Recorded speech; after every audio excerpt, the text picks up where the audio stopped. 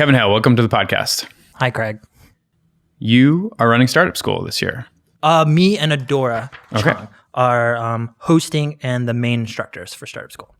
So many people know about Startup School. We've talked about it on the podcast before. What's different in 2019? 2019 is a reaction to all the stuff that we learned from 2018. And so I'm going to talk about some stats. So last year we had over 15,000 people register and participate in Startup School, and we had about 5,000 graduate. From that graduating class, we had about 391 of them end up getting interviewed for the last batch, and then we accepted over 60 companies. It represented 30% of the batch. So Startup School now represents the single largest source of companies that are accepted into a YC batch, which is super exciting because the founders in Startup School are so different than what I think a lot of people think a YC company is. So more numbers to throw at you. 83% of people who started doing Startup School, they were pre-launch, so no traction whatsoever. 52% were working full-time, so the other 48% was only part-time. 63% were single founders, which was very surprising to us. It was not so many teams. And then 59% were international. And so for us, I wanted to make a new version of Startup School that was going to be a better fit for all those different groups of people, because I felt like the last one probably wasn't a perfect fit. And so we shifted the content so it's more focused on helping you understand ideas, evaluating them the way an investor would sort of think about them. So that way, if you are spending time on a startup part-time, or you're by yourself, or you're trying to figure out like what to build an MVP for, you have the tools necessary, and you have the things that we help our companies do to evaluate, for example, a pivot, or evaluate like which of the ideas is worth spending time on. The other thing we did was for all these single founders, we realized is like, holy crap, it's like over 6,000 people who were like all trying to do a startup. Yeah. And we constantly tell people like finding a co-founder is the best thing you can do for a startup. And so we're like, why don't we just help them do that? And this is super important for us because like we're finding increasingly teams are being created and other people are asking for equity to help them find co-founders. Other people meaning other investors, other investors, programs. Incubators, programs, etc. And for us, we actually feel like the only people you should be giving equity to for a co-founder is 2 other co-founders. So we're going to make that free. We're building a directory. We're allowing you to state that you are looking for a co-founder. And then the group sessions that you'll do during Startup School, you'll be matched up with other single founders meeting. So you'll get to meet, talk, and again, we don't expect that you're going to solidify a team during Startup School, but you at least will start introductions and start building that relationship, which is needed to figure out if you're going to be a good fit or not. And we're really, really excited about that because we think that's like one of the best things we can do to help all these single founders. And the last one is for all these international people. Last year, we did the tapings weekly at our office, and we invited people to come and attend the live tapings. People were flying from all over the world. It was incredibly popular, but we felt really guilty because it was like, that's a waste of money and time, we think, for people to come for a 1-hour session with partners. We are humbled that people think that that's worth it and valuable. Yeah. Part of what we're going to do is we looked at the data for what are the top 18 cities that people attended or participated in Startup School, and we're going to go out there. So we're going to record some lectures, and we're going to host Startup School meetups. Partners are going to be in attendance. You can ask and meet with them one-on-one, and it's going to be at 18 different cities. And it's going to be, I think, super exciting that these people are, well, one, kind of get to interact with us, and we get to interact with them, which I think is always energizing for us. But the second thing is like, Startup School creates structure and community. And I think when you're meeting other people who are going through the same thing, from the very first Startup School, when it was just like a mini conference, everyone was always excited about the energy of being in a room with other people who are having a shared experience or a shared ambition. And so I want to give that opportunity to as many people as possible, not just the ones who can make it to San Francisco. Well, in addition to that, the online community allows you to meet people near you as well. So like when you're finding a co-founder, for instance. Yes, definitely. Actually, we have a fairly sophisticated matching program for the group session. So you're matched with people based on your time zone, your level of progress, your sort of preferences that you put into the software, et cetera. So Kyle Corbett, he's the person from the software team working on Startup School software, did an awesome job basically looking through the data, doing a regression test, and just proving that we're going to have a really good like group session. That other thing that we're doing is we initially had it for last year. It was like you got into a group with like 20 other startups and you followed them all the way through. Unfortunately, a lot of people just drop off over time. And so those aren't people you can count on. So what we've changed instead is that you're always going to be matched up with people who are actively participating in Startup School. And that's just determined on... So your group's going to change a little bit. Your group is going to change every week, actually. You'll meet more people, get more people to build into your network, get more advice, but also, like, you're always going to be matched up with people who are serious about this. Yeah. Which I think is also going to improve the quality of the program for people. Yeah, I hope so. And just to clarify for people listening and watching, we always put all this content on YouTube. It's not paywalled. It's not behind anything. Absolutely. Yeah. So we believe, and the thing is, like, I actually think the lectures are the least important part of Startup School. Like, it's one thing that, like, it brings a lot of attention. It helps builds up the brand. But those lectures are a way for people to understand and like get help, you know, if they can't commit to a 10-week program. But if you have the ambition and passion and the desire, the 10-week structure in terms of how we set up group discussions, the assignments, the way we hold you accountable by putting in like weekly updates into our software, all of that is actually the most powerful thing that can help your startup. And so, again, we're happy to give away all the lectures for free. It's something that we've always done for YC. And so this other part is the part that we're trying to figure out how to scale. And the lectures are going to be a little bit shorter this year. Now they're about 20 minutes. We're kind of taking a cue from what's popular from this YouTube generation. Yes. And so I think... You can watch, like, people just drop off on the hour-long sort of lectures. Yeah. Some people who are serious, they kind of really love it. What we want to make sure is that, like, you're going to spend 20 minutes and it's going to be the highest quality 20 minutes that you're going to get. I've given instructions to all the people doing lectures that we're focused more on practical, tactical information, and then try to back up stuff with as much case studies as possible. So therefore, it would always just feel like I'm watching a lecture, and then you're not going to feel like, I don't know how to apply this to my company. Yep. And so I think that'll be a really nice difference, because some lectures I felt like for companies who were really early, they're just like, I'm so far away from even thinking about this stuff. Yeah. And so, like, to me, it's like, okay, great. We have room to like make a lot of great content to help people with first principles. Right. It's inspiring, but not always relevant. Yes. Like, those are the ones you go back to once you have things going well on the ground. And I think we have enough of that inspirational content, and there's probably enough of it being created by lots of other people. Everyone else. Yeah, absolutely. All right. And so just to be clear, signups are open right now. When are they open until? They're open until July 22nd. So pretty much right up until it starts. On that day is when I release a video like on orientation. And then the first lecture is recorded on the 25th. And then we release that live to the public the next day on Thursday. So on the 26th. Yeah. Right. Cool. So let's get to some relevant and important advice. Okay. We have a bunch of office hours questions for you. Great. Many of them, I think, for whatever reason, maybe it's the mood, the Startup School announcement, are about the early days. So we have my startup. Both of your startup and just startups in general, starting a product. So let's start with this very simple question. In the early days of Wufoo, how did you give a great customer experience? Like the basic beginning days. So it's actually relatively easy to provide a good customer experience. Like, I think the default is people expect to not get a response, that it's going to be a really slow response, and the response that I'm going to get is not relevant. Mm-hmm. So those are the three ways that you can really sort of fix this. One is make sure you respond to every single person that has a question or problem, issue. Second, we responded on average 7 to 12 minutes. And then the third one is the person that's responding to your question is most likely probably was going to be someone that worked on the software, was an engineer. Yeah. And so in the early days of Wufoo, it was like the founders. We were answering all customer support for the first 2 years. And we just got really disciplined and diligent. We said like this was going to be a number one priority for us. that if people are taking a chance on us, that they deserve the respect of like getting a good response, and we want to get that feedback.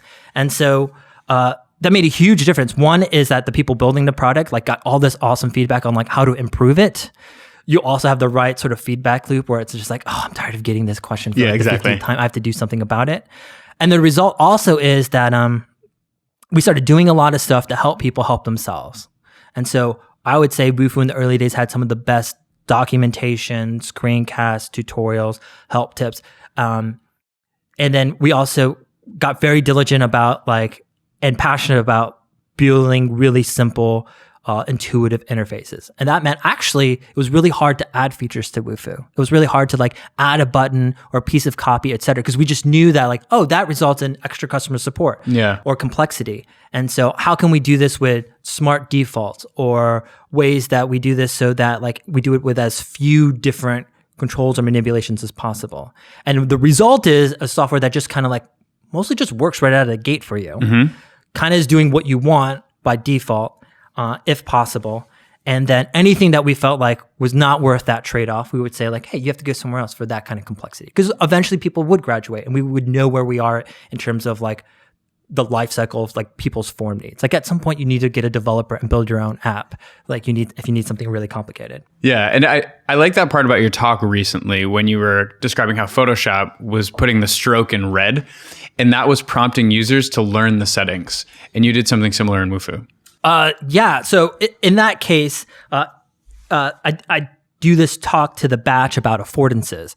And so I talk about like basically there's an affordance of something really ugly, especially in a design app or a photography app like Adobe Photoshop. And so when you put a border on something, the default was like this 3-pixel dark red line.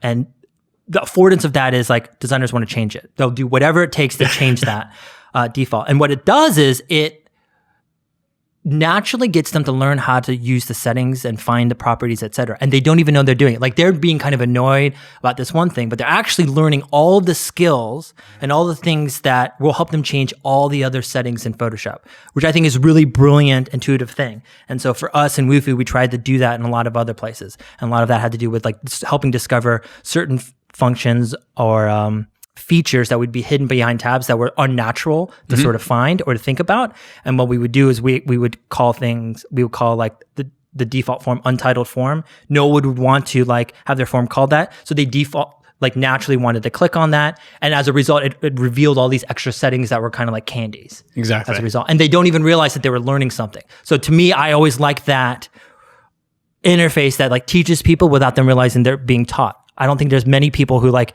sign up for a new piece of software and they get tossed into a walkthrough tutorial and they're like, oh, I'm so excited. I'm all about the wizard. I don't know what you're talking about. I think the people who are the best at this are video games. Yeah. They do a phenomenal job. And the people who are worse at this is like B2B enterprise software. Like I think they don't realize like how important it is to get that storytelling and that natural feeling right. They just think like, oh, I just see someone else has this forced walkthrough. We should just do this as well. Not realizing it's like the mindset of your user is like panicked, trying to evaluate, is this like something that's going to solve my immediate problem? And so it's like, is not going to put up with any weird forced bullshit to like walk through your maze. Yeah. Or that's part of your business model, offering expensive trainings. Yeah. So in the very early days of Wufoo, there's a question from Sunil Tej. They asked, how is Wufoo 10x better than the market when you just got started? One of those, response time on customer support. What were the other ways? So I wouldn't call that a 10x improvement. Like that's probably, it's like, oh, that's a good improvement. But I don't know if anyone was like, oh, I want to switch for great customer. Great customer support is actually a good one for improving retention. And it's something I also tell people about in terms of like, that's a great like user experience. And most user experience features, like a lot of people like to be forward on them, especially designers. It's like, it's really beautiful. It's really easy to use, intuitive. And the problem is those words are the words that like no other competitor or no other company will ever say the opposite of. And therefore, when you use it, it means nothing. Yep. So they only help with retention. So as far as conversion is concerned, when we built Wufoo, it was in like 2006. And that is the era where like Gmail just kind of came out. And so it is a world where Ajax was brand new. And then the idea of building a modern web app that felt kind of like a desktop came into being. And so all the other form builders at the time was literally, it was like a page refresh for every change you want to make. And so it made that process of creating a form really, really difficult. So one thing is like, we changed the level of responsiveness so that you could build a form really quickly. The other thing we did on top of that was build an interface that was like simple drag and drop. Like it was WYSIWYG like. So other people, it's like a form builder is a really interesting user interface challenge because it's an interface that builds interfaces. So there's all this weird kind of complexity. So you have to kind of show what is the difference between like my interface, the tool that's helping you build, and the interface I'm trying to actually create. And so a lot of the aesthetic weirdness of Wufoo had to do with like all this crazy colorful stuff. This is Wufoo land. And the stuff that you're building, that's probably this drab gray and white form. Like it was really easy to distinguish between the two. And so being able to drag and drop and be like, hey, what you want as a non-technical person is like, I need to collect the name, email address, a bunch of questions, etc. Like, you know what you're looking for. You've seen other people do it, and you want to copy what you've seen. A lot of other apps at the time had this different kinds of approaches. One of them was like, hey, we're a database application builder. And so they would start with being like, what's just the structured data that you need? Right. Tell me how to all this stuff. And so what ended up happening is like, you had to know too much about development to build the forms instead of being like, hey, I just need to copy what I want, and can you just magically make it work? And so that magic was the big thing that was changed. And when we started Wufoo, we were able to prove that it was going to feel that fast by releasing actually an interface demo. So the very first thing that we launched, so I think we got into YC for winter 2006. We wrote the first lines of code in January of that year. We launched an interface demo in early February. Meaning a video, screen recording? No. It was like an interactive. Okay. JavaScript. So all you could do was like drag and drop the fields that you want, and then pretend like you're going to hit save. Like it looked like you were changing all the settings for it, and then you hit save. And what it prompted was just like, hey, you just completed the interface demo for Wufoo. If you're interested in like using this builder for other forms in the future, sign up. Okay. We got over 100,000 people who went through that demo and gave us emails in that interface prototype. Okay. Basically, it showed people kind of like Dropbox's like video demo. It was like, oh, this is what it should feel like. I get it. This is what it should look like. And so by making it so it was like no signups to the feel what the change was going to be, like for us, that like helped people be like, oh, I can imagine myself using this, or I can imagine myself giving this to someone else and that they could use it. Yes. And not have me build this really tedious thing, which is a form. Where were you distributing that at the time? We had started a blog. So when we first got started in entrepreneurship, we realized we do nothing. Yeah, sure. And we had attended a talk at South by Southwest by Jason Fried. It's called Doing Big Things with Small Teams. And they mentioned at 37 Signals that they were blogging for years before they finally released Basecamp, their first product. And so they had an audience of huge, hundreds of thousands of people who followed them before they launched. And so when they got started, they were not starting from zero. And their piece of advice they had was like, build an audience first. And we're like, well, we don't have an audience and we don't have a product. So let's, start doing that. Yeah. So that night we registered a domain called particletree.com. And then we just started writing about stuff that we didn't know anything about. Like literally we would research stuff about entrepreneurship, about design, and about business. Like the three things we were like, this is what we're going to need to know to like start a startup, like a technical startup. And so we would research this stuff and we'd write these beautiful essays. It was something like part of my expertise. I knew, like, I studied modern American literature. I was editor-in-chief of my newspaper. And I was like, I know publishing. I know how we can write this stuff so that it's clear for people. Yes. And so that's how it got started. And we built that readership to 100,000 subscribers. This was like the heyday of like Delicious and Slashdot.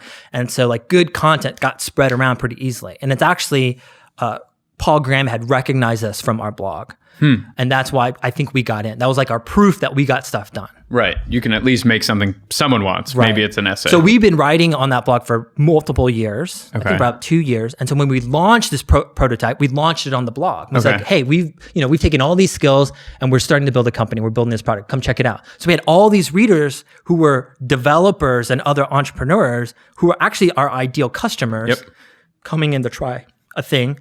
And number one, they were not starting. It was not like they were coming in and be like, oh, I'm evaluating and I don't know if I trust this company or whatever. They're like, these guys have been writing and been generous for multiple years. I already trust them. I'm excited about using this thing that they've been so generous about. Okay. So that changed the relationship, but also allowed us to like out of the gate, yes, be able to start ahead of the curve that other people like wait until they finally build a product. Right. First. Or at that time, like launch in TechCrunch or something. Right. So you create that early pop. Did you guys have any interesting referral mechanisms or were you just word of mouth? So when we finally launched, Wufoo by its very nature could spread itself. So what we had is we had a freemium product, and on the free plan, on the confirmation page, it would say it was powered by Wufoo. So we just had like naturally, like as people created forums and shared it with other people on our behalf, they would see, oh, great. The second thing is we built this innovation is allow forms to be embedded on other people's websites. So that was like a new thing. Like people would embed weird chat widgets and other images and galleries and stuff, but embedding a form was unique.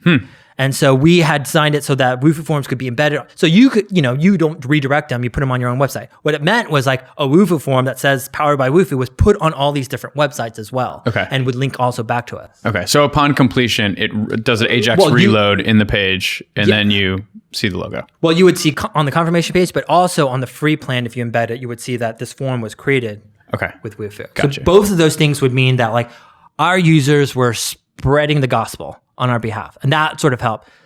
Secondly, confirmation emails also had it, et cetera. So there's all these like nice mechanisms that allowed that to sort of work. We had the reputation from the blog, and then we had really great word of mouth as a result. Yeah. Like the product just worked really well. People like were satisfied with customer support to help them deal with whatever sort of weird features. And I think it was the design of it, because it was so strange. Like it's a very casual app for something that's meant for like a lot of business and like workflow logic stuff. That's true. It's like red and yellow. It's like McDonald's colors. The mascot's a weird T-Rex. Yeah. It has all this weird kind of like things that if you look at MailChimp software that you will recognize that is cute and witty, etc. It was a personality of an app that you're like, oh, I would like to be friends with whoever made this. But what it did was it made people smile when they use it, and it was easy to remember to recommend it to other people. It's like, hey, here's an app that actually doesn't make me want to kill myself, remind me that I'm working in a cubicle. Right. Unlike all the other apps Especially that existed at the time, which was all gray and blue, very boring and kind of dull. Yeah. Those little things that show that there's actually a human behind the screen go so far, especially in the early days. Definitely. I think definitely for sticking out. Yeah. Because if someone's evaluating a bunch of different tools, then it's like, oh, what are you going to do to stick out? And so if everyone's comparing you against a checklist of stuff, man, there's going to be like, it's going to be hard to be like if they're only maximizing this stuff. And so in the early days, Wufoo didn't have a checklist of all the things they can have. So we had to rely on, one, this extreme ease of use, and then also this friendliness. Like it's like, oh, I'm here. And then, wow, there's a lack of jargon, and the help kind of talks to me in a way that's very human rather than in a way that like it's like a robot talking to a developer, et cetera. And so that humanizing element made it be like, oh, I can trust this app to be given to my non-technical people. Yeah. And the Wufoo support is so good that they're not going to bother me. Exactly. So Wufoo got easily recommended by technical people all the time. So to back up, and given I know like some of the startup school content coming out, let's talk about even just coming up with the idea for Wufoo. I know that's a big thing for people getting into startup school. Some people like sort of have an idea. Where did the idea come from? And then how did it evolve during YC? So before I get started, I just want to make it clear. If you don't have an idea, or if you have a bunch of ideas, but you don't know what to pick, startup school is going to be great for you. We've actually got lectures dedicated to that topic. And so I think that's going to be helpful. And then if you're working on an idea and you're like, I don't know if it's really working, should I pivot? We've got a lecture for you as well. For us, we actually pitched, like back in the day, you could pitch multiple ideas. It wasn't like a separate question for what other ideas you had. You could put multiple within applications. the same application. Yeah, something like that.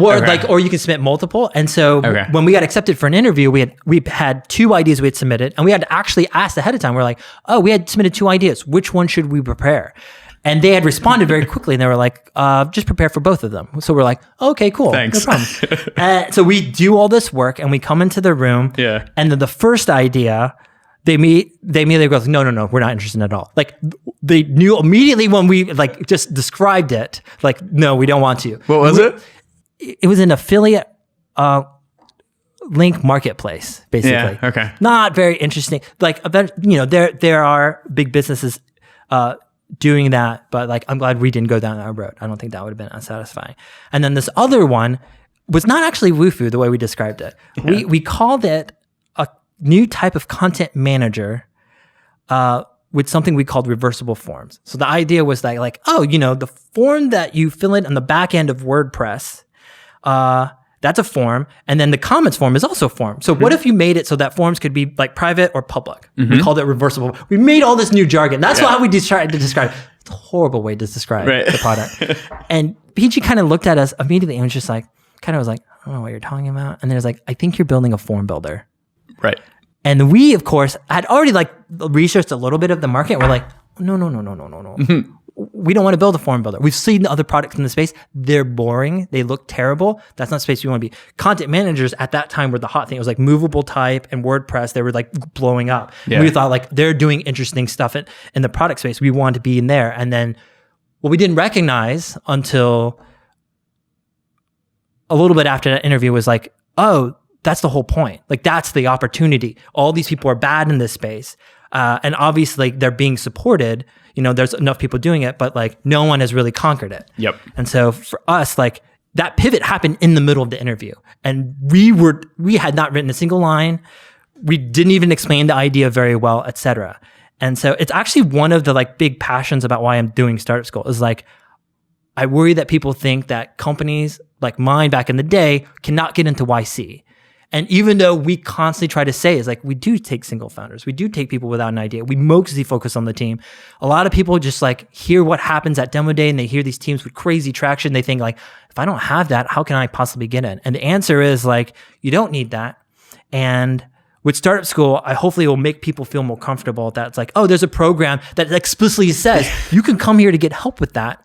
And then actually we're able to use that information, that relationship with those founders during Startup School to actually say like, hey, yeah, we want to take you in. Actually, most of the Startup School graduates that we took, many of them were like pre-traction. Many of them had very, very little traction that we took. And some of them were pivoted after they got accepted into the batch, actually. Well, that's what I wanted to talk about. So like, not to name names, but we're in the middle of the batch or, the first third of the batch right now.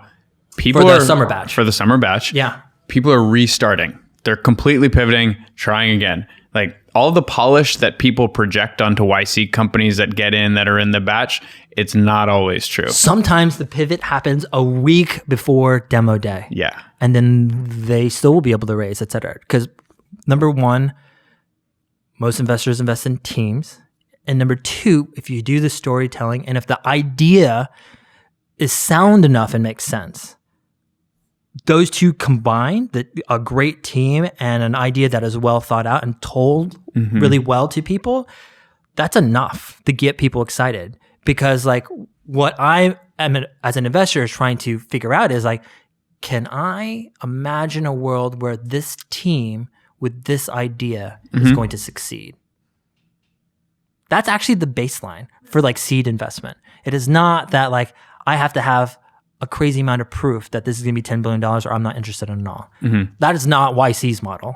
Like we would like that. We would like teams to be, but we are humble and vulnerable enough.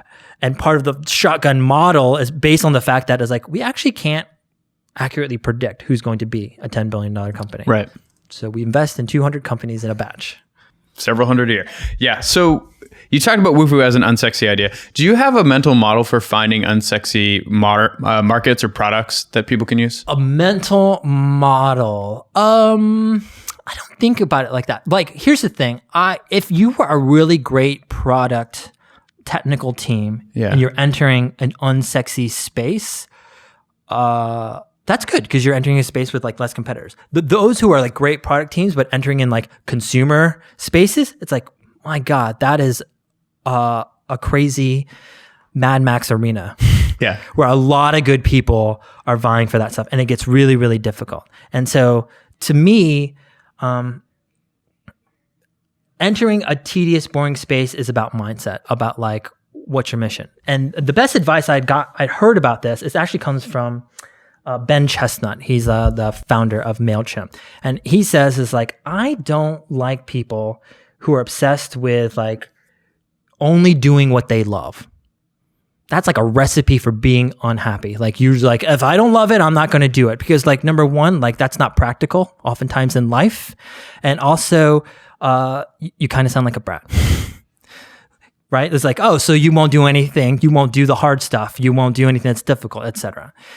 He actually says the skill you most want is like figuring out how to love whatever it is that you do. And so that is like, it doesn't matter if I'm building a form builder, I'm making a weird widget, or I'm writing a piece of like boring email copy or marketing or doing whatever to start. Like I have figured out a way to like make it my own and I will do the best version of it. A lot of Wufoo's personality has come out of is like, oh, I have to make this like confirmation billing receipt. All right. I can do this the really boring, tedious way where I will hate it all the way through, or I can figure out, it's like, oh, where can I put some sparkle and magic in here? So therefore, it's like, I'm proud of it. And Wufoo, you easily could be like, oh, no one wants to make form building their life's work. But to me, I was like, oh, this is a body of work that I'm so proud of because like everything in it was something where like, oh, I put some attention to detail and at a fundamental level, it just worked right. Yeah. These problems are also like usually huge markets. Yeah. So like if you want to make money and you can like bring yourself to do that, like that's like a great motivation. Yeah. And I think often, I mean, you've read Man's Search for Meaning, right? Like Viktor Frankl. I haven't. Oh yeah, it's great. I mean, it's terribly sad, but it's great. And this idea is core to it. But also the fact that, you know, like people love getting good at games, full stop. And so making the best form builder, that's huge. And then also, I think it's helpful for people to just imagine what it is like to win whatever game they want to play and just play it out in their head. And then you can just keep pushing. It's actually a big part of the philosophy and religion and like that deals with like mindfulness, you know, like sweeping the temple. It is like you can do it in a way that is like not mindful, not present, or you can do it in a way where it's like, oh, I'm paying attention, I'm learning stuff about myself and the world and actually being there. And so, yeah, I don't know. Like, I think founders who figure out how to be happy working on what sounds like not sexy, those people usually have the right mindset in their head about work, about how they think about stuff. And so like I get excited about those totally. teams. Well, just having a customer driven mindset makes a huge difference. All right. So shifting a little bit to slightly later stage, Sivaraj Ghanesh asks, how do you know if you've achieved product market fit? So for Wufoo, what was the point? I don't think Did you ever get there? I don't think there's any given point. Okay, so I'll tell you about this. Wufoo is such a different company than most because we only raised $118,000 for the whole life of the company. So back in 2006, YC was only giving $18,000, and then we only raised from two angels $50,000 each, and that was it. And Wufoo was a company that only had 10 employees when we got acquired about 5.5 years later, and we had done that on purpose. And we had profit sharing. So when we gave equity to the employee, like we didn't hire anybody for the first 2 years by choice. It was 3 of you. And it was just 3 of us. Yeah. And then when we gave equity employees, we were like, we're not going to give you stock options. We're actually going to give you equity.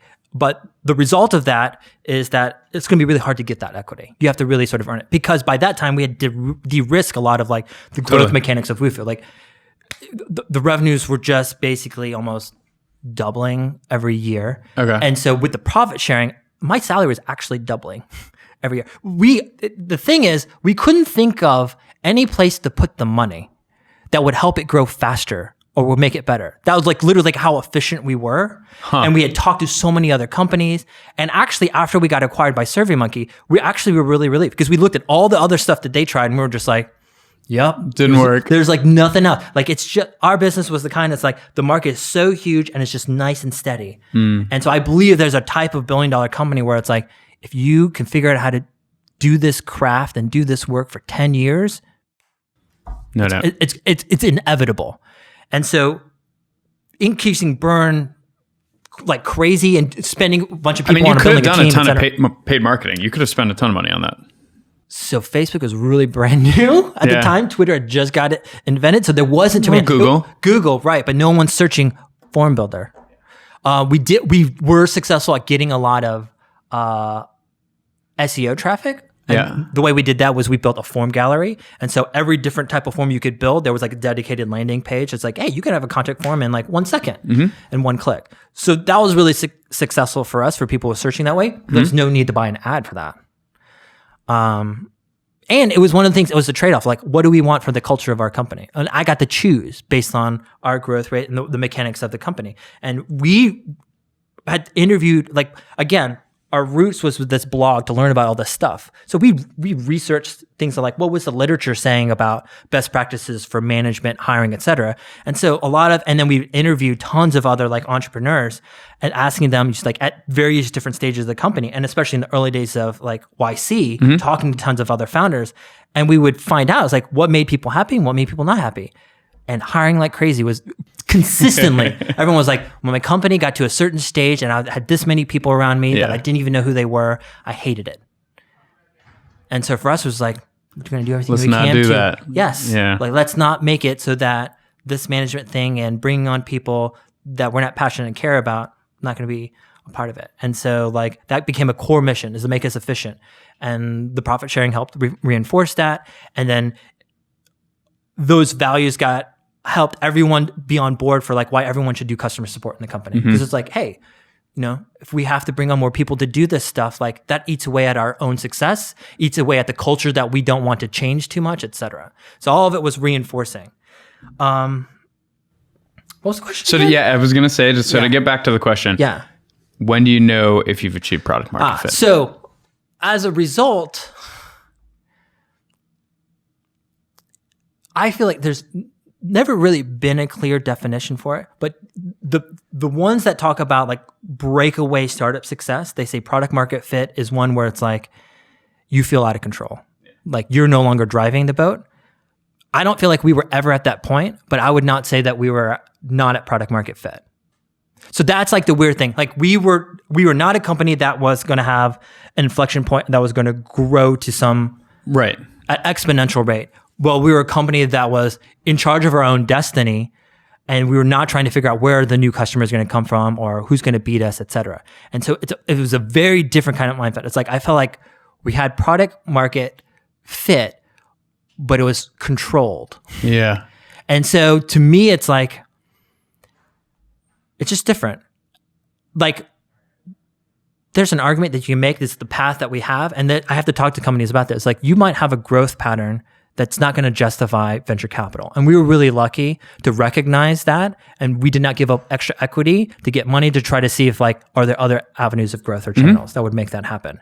And the result is all the founders had so much equity in the company, and that our employees who got equity actually had equity in the company, not just like options and shares they would have to pay or just a tiny fraction. And so when the exit happened, our exit like equivalent for us is something that would have been 3 times larger for some other company in terms of returns back to the founders, et cetera. So that's like a whole different thing that you can manipulate. And I think a lot of people don't talk about. Well, I mean, that's like very much related to what I was saying before. It's like, think about this game that you're about to enter into and what does it actually look like to win that game? And I think for many, many, many years, I think Wufoo's returns were still like one of the top returns back for YC as a result. Yeah, dollar for dollar. Yeah. Yes. Totally. Exactly. And so that's something to keep in mind. It is like a company like mine is considered a big win for YC also, but it requires discipline of the founders and also recognizes a different channel. That being said, my type of company is so rare. Actually, this is not this is not like it's a choice. It's actually not many companies have the luxury of being able to grow that way. I felt like we were really lucky to have that path and to recognize it and not create a bunch of extra burn and give up extra equity. Many people who might have that be a path, they're like, oh, I gave up all this equity and all this, and then I increased my burn, that like, I don't have a chance to go back and do this other path. Definitely not. So that's another angle of it. But most companies who are successful actually are ones that, oh, you figured out and there's a rocket ship there. those are the ones you mostly hear about. But I would say like those are actually more common for YC than the ones who are like steady growth and eventually be big. Yeah. So would your advice then be just run the experiments incredibly cheaply? I think you should always be frugal. I think any partner at YC will say you should always be frugal. That's number one. Number two, understand fully, number one, why you're giving up the equity and why you're increasing the burn. Those are two big sacrifices. And so you should have a very strong level of confidence that giving up those two things are actually going to result in growth. I think a lot of people will give them up prematurely, thinking it will result in growth.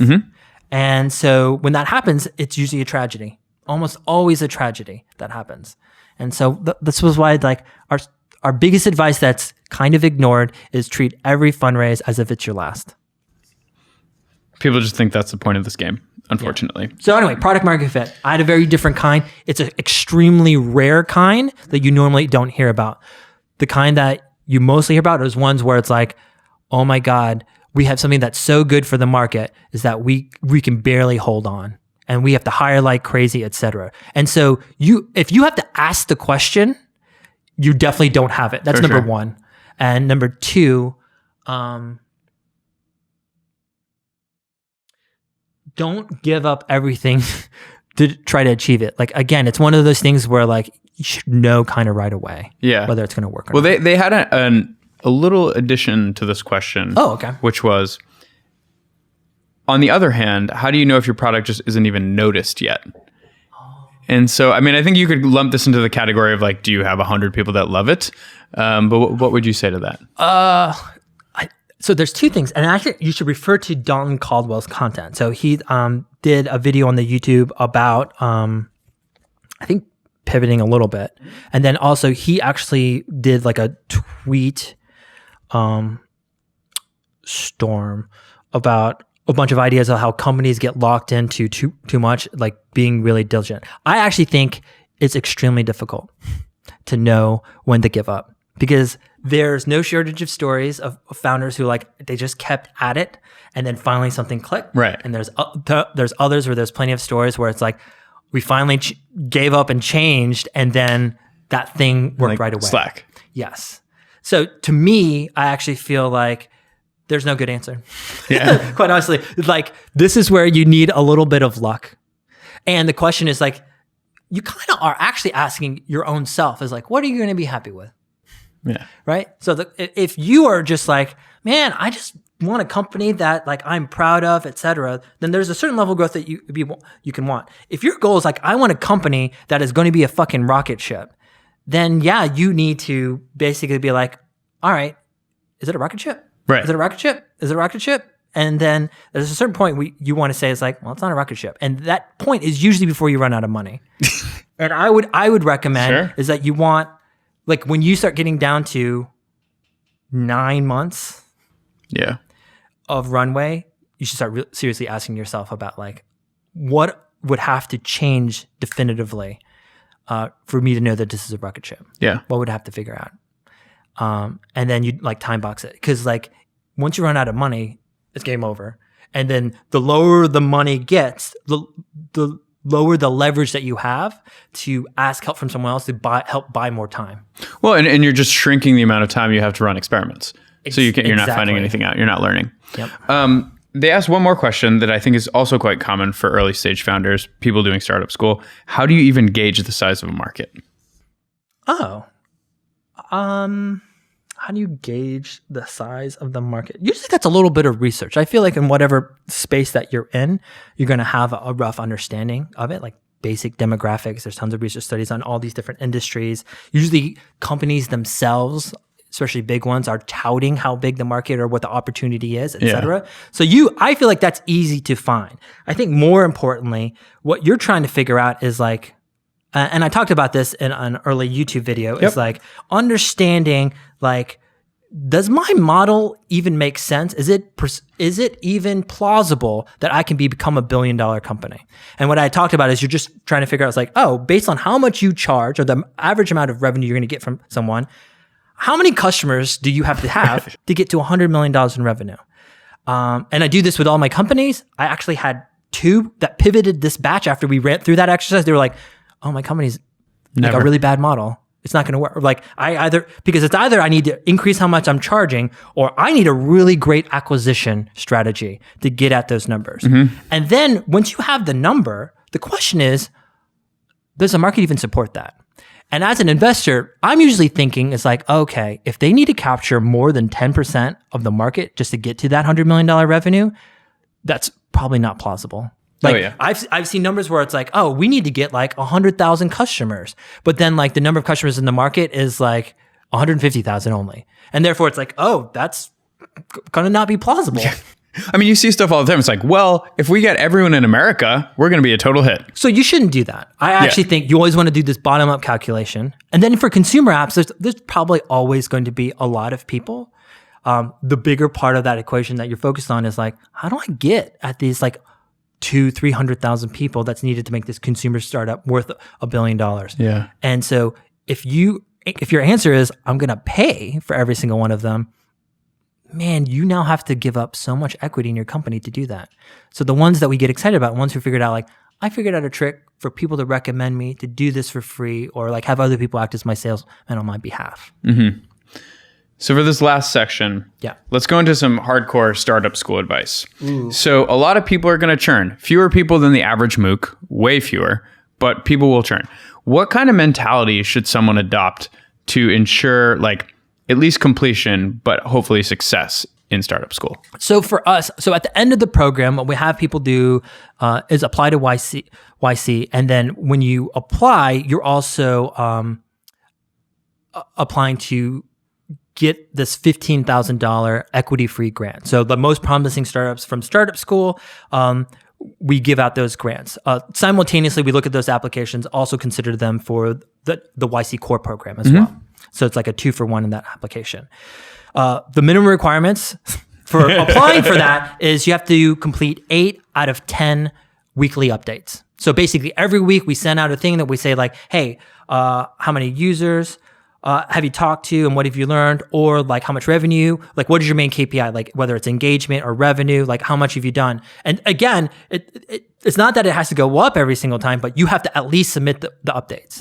If you don't submit the updates, you don't get considered for group office hours because you're not active, et cetera. So that's the minimum is like you spend 10 minutes a week writing an update about what you're doing on your startup and what progress that you've made. So that's like, that's basic like requirement, the basic requirement. Yeah. And I would like to think that like, if you're thinking about your startup, and for most people I know who think about their startup, it's like nonstop. This should be an easy thing to do. The reason people don't do that is because they're like, the truth really fucking sucks. And so it's a large thing that we actually do with our own YC companies is I have to get them to be like, you as an entrepreneur have been born with like some kind of broken gene that makes you more optimistic than other people. But what that means is you're going to lie to yourself. I'm here to fix that gene. Like I'm a CRISPR. And so I help you look at the honest truth about where you really are at in your startup. And so that update is like there to help you see that. When you're finally honest about like, oh, you know what? My KPI is revenue. And since I'm pre-launch, it's 0. And then the next week it's 0 again. Yeah. I got to change something. I got to change something. Or I need to speed up, et cetera. And so like what you want is to look at startup school and be like, for this 10 weeks, I'm going to go through these exercises. I'm going to ask these hard questions of myself and my co-founder. And this is why startup schools, I think, is also great for companies who are already working on a startup because it goes back to these first principles and then be honest about those answers. That's number 1. Number 2, participate in the group sessions. So like every week, we're going to match you up with 6 to 8 other people. On Thursday evenings is kind of what we figured out was the ideal time for everyone and across all time zones. And you're going to talk about your startup. And actually, those group sessions are very simple. You actually are practicing talking about what you do. It's what we mostly do in YC is fixing your narrative and storytelling because people come in and they're so bad at talking about what they're doing. And because it's not clear, people can't understand. And if they can't understand, they can't get excited. And if they can't get excited, you can't grow and you can't recruit and you can't get people to invest, et cetera. So fixing that story is the most important part. And so we're giving you an opportunity to do that with lots of people. And actually, we have software that when you're in the video sessions and you're saying like, hi, my company is this is my one-liner, people will be able to now say to you, it's like, I understand what you're building.